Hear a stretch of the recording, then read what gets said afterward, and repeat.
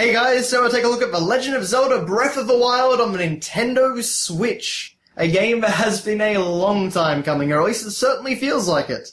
Of course, Zelda Breath of the Wild was originally going to come out on the Wii U in 2015, and then 2016, and of course here we are on the Switch in 2017. Although, of course, there is a Wii U version, and the box art is pretty nice, but we are looking at the Switch version. So, of course, right off the bat here, we have this fantastic artwork of Link, just looking over the vastness of Hyrule, all the way over to, Hyrule Castle and what I presume to be Death Mountain. I actually haven't played the game yet. This is basically, basically just after I got the game. Or, 12 hours after I got the game, but you know what I mean.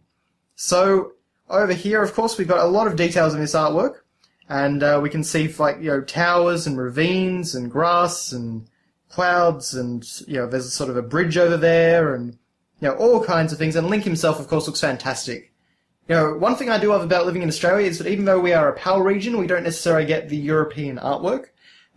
So I don't actually think the European box art for this game is that good comparatively. So thankfully we did get the American art. Okay, of course, on the logo here we have the Master Sword of Resurrection as well as that flower. And it's just a very weathered and, nice-looking logo. It's very different to normal. And of course, up here we have, for the very first time, the Nintendo Switch logo, which actually connects to the spine. It wraps around.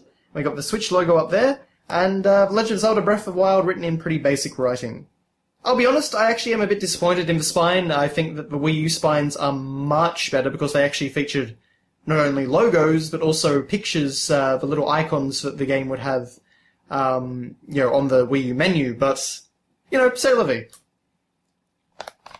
Okay, so race to decipher the past. So you're finally awake. It has been quite a long time, Link.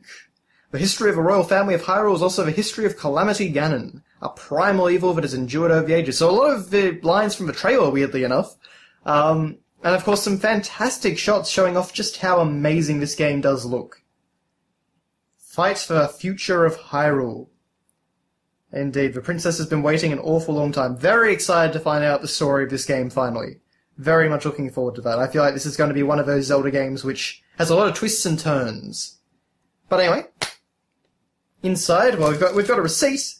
And what's this? Well, it's not a manual. But for some reason, and I'm not sure why this is, because I haven't seen it in any other region unboxing videos for Zelda. I sincerely doubt it's an Australian exclusive, but maybe it just wasn't included with review copies or something.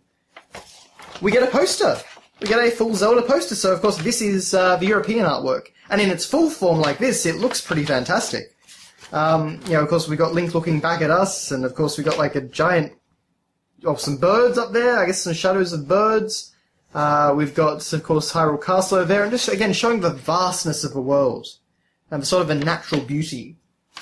And then on the other side, we have the same box art that we have on front of the box. So, except of course, this one's a bit wider, so we get to see a bit more detail of the world. And again, still looking fantastic. But I love the fact that Nintendo included that. As I say, I honestly haven't seen that anywhere else, so not exactly sure why I've got that, but very happy to have it. And then, of course, Nintendo did a very nice thing and put, behind the actual cover art, we have some more great artwork of the game of Link scaling a wall. This actually leaked just before E3 last year, I recall, so this is a pretty pivotal piece of artwork in sort of the, the chronology of information that we found out about this game.